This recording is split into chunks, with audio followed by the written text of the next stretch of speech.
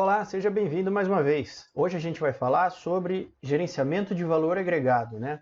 E essa que é uma ferramenta de monitoramento e controle mais poderosa e de maior sucesso, que é utilizada largamente já há bastante tempo e é o padrão ouro de monitoramento de qualquer projeto, obra ou empreendimento. Então vamos ver o que é o tal do gerenciamento de valor agregado, né? O que é essa ferramenta? Bom, ela vem dos processos de gestão de projetos, né, de gerenciamento de projetos, ela vem do monitoramento e controle, é uma ferramenta centralizada, que é utilizada para uma das ferramentas de análise de desempenho, né? Que a saber, a gente tem a análise de tendência, o método de caminho crítico, o método da corrente crítica e o gerenciamento de valor agregado, que é o que a gente vai olhar. Ele nada mais é do que um método que vai combinar escopo, cronograma e custo, né? E dessa forma ele vai gerar uma linha de base que vai ser referência de toda a medição de desempenho da obra. E para isso você precisa desses três dados: o valor planejado, custo realizado e o valor agregado. E a partir deles a gente vai gerar 4 indicadores pelo menos chave, que é a variação em custo, então a gente vai ver a diferença em custo, os desvios de custo, os desvios de prazo, que é a variação de prazo, o índice de desempenho de custo e o índice de desempenho de prazo. Aqui agora a gente vai ver, vamos para o quadro dar uma olhada, como é que a gente calcula os valores planejados para esse exemplo aqui de 4 atividades. Vamos lá. Bom, pessoal, então nós temos aqui o quadro de gerenciamento de valor agregado, em que a gente vai utilizar os meses. Então eu tenho aqui os meses 1, 2, 3, 4, 5, 6, 7 e 8, as atividades A, B, C e D, e aqui eu tenho a dependência entre as atividades, a duração em meses das atividades e o custo de cada uma das atividades. Então a gente vai ver como que a gente usa essas informações aqui para gerar o nosso valor planejado, que vai ser referência de todo o gerenciamento agregado. Vamos lá. Então eu tenho a atividade A, que não depende de nada, a atividade A não depende de nada e tem duração 2, portanto ela vem daqui até aqui, essa é a atividade A, do mês 1 até o mês 2. A atividade B depende da atividade A e tem duração 3, então eu vou desenhar depois da atividade A, atividade B com duração 3, beleza? A atividade C depende da B e tem antecipação de um mês. Então, se ela depende da B, ela começa depois da atividade B, só que ela antecipa um mês. Então, ela começa aqui e ela tem duração de 4. 1, 2, 3, 4 meses aqui. Então, ela está ocorrendo aqui. A atividade D, ela depende da A. Então, ela vem a partir do mês 3, começa no mês 3. Só que ela tem antecipação de um mês. Então, eu adianto um mês, menos um mês. E ela tem a duração de 6 meses. Então, 1, 2, 3, 4, 5, 6 meses. Está aqui a nossa atividade D. Então, aqui eu tenho o cronograma do nosso projeto acontecendo.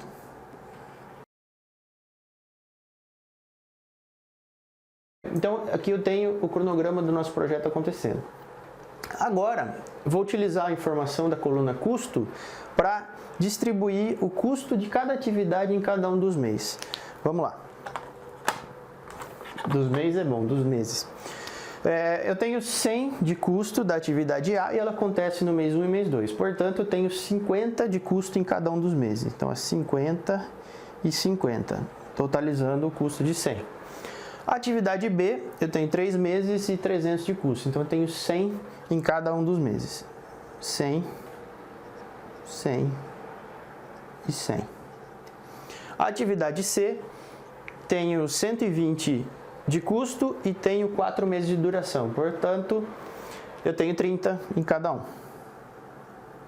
30, 30, 30 e 30, totalizando 120. E a atividade D, eu tenho um custo de 600 e uma duração de 6, portanto 100 em cada mês. Está me custando 100 dinheiros a cada mês.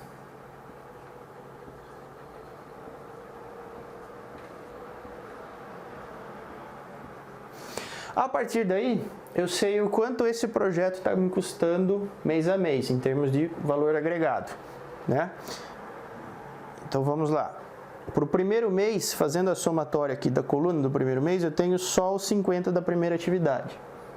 50. Para o segundo mês, eu tenho 50 da atividade A e tenho 100 da atividade D. Portanto, eu tenho 150. No terceiro mês, eu tenho 100 da atividade B e 100 da atividade D. Então, eu tenho 200. Quarto, 100 da atividade B e 100 da C. Então, eu tenho 200. Quinto mês, eu tenho 100 da B, 100 da D e 30 da C. Então, eu tenho 230. Sexto mês, 130. Sétimo, 130. Oitavo mês, apenas 30. Certo? Então, eu tenho o valor planejado para cada um dos meses. Agora, para eu gerar o indicador da obra, eu vou querer saber o valor planejado até aquele momento. Então, eu vou fazer a somatória, acumular esses valores até aquele momento. Então, para o primeiro mês, 50 é só 50. Segundo mês, eu somo o 50 anterior mais o mês. Aqui vai me dar 200.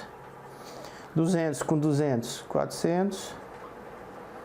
400 com 200, 600.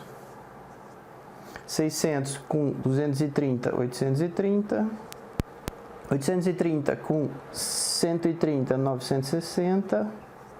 960 com 130, 1090. E 1090 com 30, 1120. 1120, que é o orçamento que a gente tinha aqui, somando o valor de cada uma das atividades. Então, bateu. E é assim que a gente calcula o valor planejado a cada mês.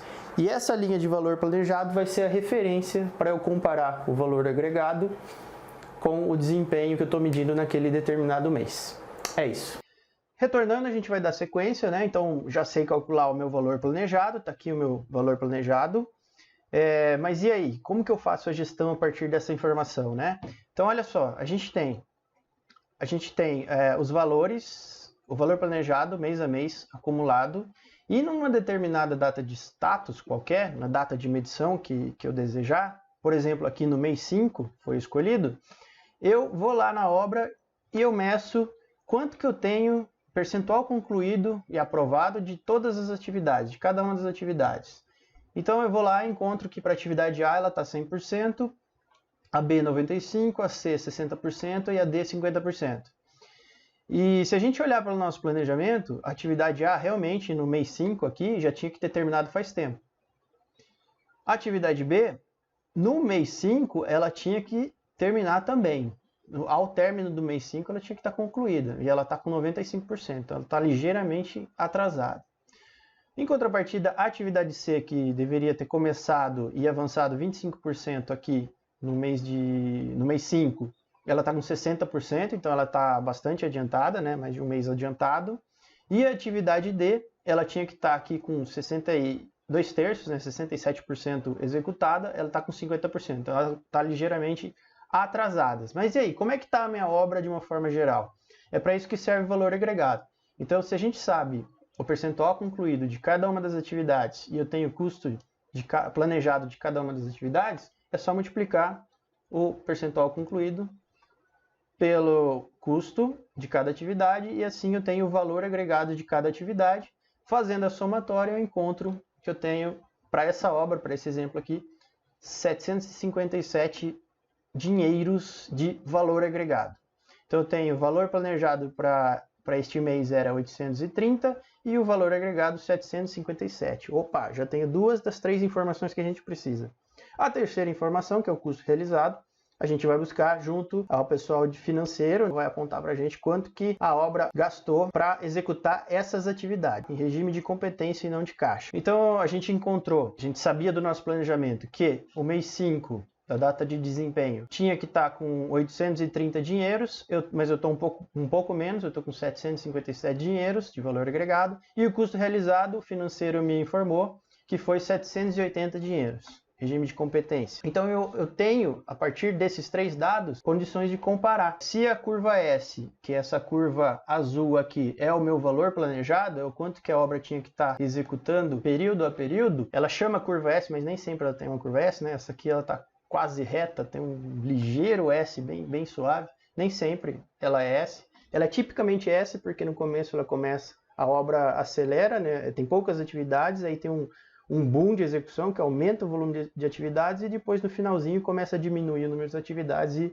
e desacelerar de novo. Então, tipicamente ela é um S, mas não necessariamente, tá? Varia de projeto para projeto. E aqui eu tenho, então, a nossa curva S em azul, o nosso custo realizado em vermelho e o valor agregado em verde. Então, eu consigo, medindo essas distâncias, eu consigo gerar os meus índices de variação e de desempenho. Então, o primeiro deles, que é a variação em custo, é simplesmente pegar o meu valor agregado e diminuir o quanto que eu gastei. Então, veja que eu agreguei do meu planejamento 757 dinheiros, mas eu gastei para fazer esses 757, 780. Então eu estou negativado em 23 dinheiros. Eu estou gastando a mais do que eu deveria em 23. Então eu tenho essa informação. E o índice de desempenho de custo, por outro lado, aí eu vou olhar em termos de razão, para cada real que eu pretendia investir, quanto que realmente eu estou eficiente. Então para isso eu divido o valor agregado pelo custo realizado. Então 757 dividido por 780 e eu tenho 0,97. ou 97%. Esse número é adimensional, mas ele representa o seguinte: para cada real que eu estou gastando, eu estou, na verdade, agregando apenas 97 centavos. Ou seja, eu estou perdendo 3 centavos a cada real que eu gasto na obra, né? Eu estou com uma eficiência de 97% do que eu tinha planejado. Então, olha que bacana esse índice de desempenho de custo. E a variação de prazo? Nossa, mas prazo? Usar dinheiro para falar em prazo? Sim, eu consigo fazer uma avaliação. Porque eu tinha que ter agregado 830 dinheiros. E eu, na verdade, eu só fiz 757. Então, do que eu tinha planejado agregar, eu estou atrasado. Quanto? E já que eu estou medindo dinheiro com dinheiro, eu consigo gerar o índice de variação de prazo, que está me negativando em 73 dinheiros. Então eu estou 73 dinheiros atrasado. E eu consigo fazer essa relação também, da mesma forma que eu fiz para o índice de desempenho de custo, eu faço do índice de desempenho de prazo, né? O valor agregado sobre o valor planejado. Então, na nossa data de medição, mês 5, 757 dividido por 830, eu estou com 0,91. Significa que eu estou 91% do meu objetivo de prazo foi atingido. Quer dizer, eu estou atrasado em 9% do meu objetivo e aqui em custo eu estou desempenhando mal em 3%. Então, esses dois indicadores meus estão no vermelho. Quanto? No custo nem tanto, 23 apenas, em valor absoluto, em dinheiro, e em prazo eu estou um pouquinho mais atrasado, eu estou 9% ou 73 dinheiros de atraso. É por isso que a gente utiliza esse indicador, tão amplamente utilizado. E que mais que ele me possibilita? Ele me possibilita fazer as previsões. A gente consegue fazer previsões de custo. Por exemplo, a gente consegue estimar quanto vai faltar gastar até o final e consigo fazer uma estimativa, além disso, né, de quanto vai faltar, considerando o que eu já gastei e o meu desempenho, o quanto vai ser o orçamento lá no término. Porque o orçamento no término, o ANT, é aquilo que eu calculei lá no meu planejamento. Agora, estou no mês 5. Quanto que vai terminar o meu orçamento realmente? A gente consegue fazer essa conta. E aí, gente, a partir desses 3 simples números, que é o valor planejado, o valor agregado e o custo realizado, e dos indicadores que desses 3 números derivam, a gente consegue fazer estimativas de previsão de custos. Uma delas é a estimativa para terminar, e eu consigo fazer a estimativa de quanto vai ser o meu orçamento no término. Porque lá no planejamento a gente fez uma orçamentação e a gente determinou um ONT, né, um orçamento no término. Quer dizer, quando eu terminar a obra, eu vou ter gasto tanto. Só que conforme eu vou andando, aqui no nosso exemplo a gente está no mês 5, eu tive uma certa eficiência e ineficiência, tanto de custo quanto de prazo, e eu posso usar essa informação para calcular qual vai ser o meu orçamento real lá no término da obra.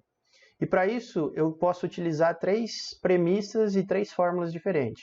Uma delas é considerar que o ritmo que eu vou desempenhar daqui para frente vai ser o mesmo do planejado. Então, simplesmente, a estimativa no término vai ser o custo realizado até aqui, mais o orçamento no término, o orçamento total que eu tinha previsto, e menos o valor agregado que eu agreguei até aqui. Isso considerando que o meu ritmo daqui para frente vai ser igual ao planejado. Agora, se o desempenho de custos, que nesse caso está um pouquinho abaixo do 100%, quer dizer, para cada R$1 que eu coloco, eu estou perdendo 3 centavos. Né? Se eu continuar com essa ineficiência de custo, o meu orçamento do término ele vai ser aumentado ao eu dividir o meu orçamento no término pela ineficiência de 0,97%. E isso vai aumentar um pouco a minha estimativa de orçamento no término. Agora, se eu quiser penalizar as duas ineficiências, tanto a de custo quanto a de prazo, aí eu considero que o que eu gastei até agora, o custo realizado, eu não mexo, mas a diferença entre o orçamento no término e o que eu realmente agreguei, eu vou dividir por esses dois números que estão abaixo de 1. Portanto, eu vou aumentar, que é o índice de prazo e o índice de custo, o INDC e o IDP. Os dois estão abaixo de 1, quer dizer, multiplicando um pelo outro vai abaixar mais ainda, e essa diferença do que faltaria de orçamento no término menos o valor agregado, ele vai ser dividido por esse número aqui, menor que 1, portanto, vai faltar mais do que eu tinha previsto, e o meu estimativa do prazo no término de orçamento vai ser penalizado pela minha ineficiência de custo e minha ineficiência de prazo. Cara, é sensacional esses indicadores, eles realmente tangibilizam tudo que é sentimento de se a obra está boa ou se a obra não está boa, tá? E também a gente consegue fazer uma outra conta, né? O quanto que eu deveria desempenhar daqui para frente para ainda terminar dentro do custo, né? Para fazer essa conta, basta você pegar o orçamento do término, menos o que você agregou até aqui, e divide pelo orçamento do término, menos o que você gastou até aqui. Aí você vai saber a sua nova eficiência de custo para você recuperar o que você perdeu até o mês 5. Né? Ainda faltam, no nosso exemplo, a gente tem 8 meses, eu estou no 5, e ainda tem 3 meses para correr atrás, e o número que der aqui vai ser a nova eficiência de custo que eu vou ter que correr atrás para terminar o meu projeto dentro do custo, certo? E a partir disso, com esses indicadores, com toda essa informação, aí é comunicar. Aí a gente vai falar com as partes interessadas, vou falar com o meu diretor, vou falar com o meu presidente, eu vou falar com o engenheiro da obra, eu vou falar com qualquer parte interessada, com clientes eventualmente, enfim. Tudo que o seu plano de comunicação tiver definido que tem que ser comunicado, a gente comunica e do formato adequado, né? Então eu consigo gerar relatório de desempenho de obra, relatório de acompanhamento de obra, relatório de uma página, um one-page report, dashboard, painel visual, gestão à vista, relatório de desempenho do negócio, e enfim, aí é o número em si. Pessoal, muito obrigado pela atenção e sempre, qualquer dúvida, questão, qualquer outra coisa relacionada à gestão de obras, você pode mandar para a gente que a gente vai produzir conteúdo significativo e relevante para sanar essas dúvidas e ajudar a maior parte de construtoras e incorporadoras, porque é isso que a gente faz, a gente transforma construtoras em corporações do mercado imobiliário. Um abraço e até logo.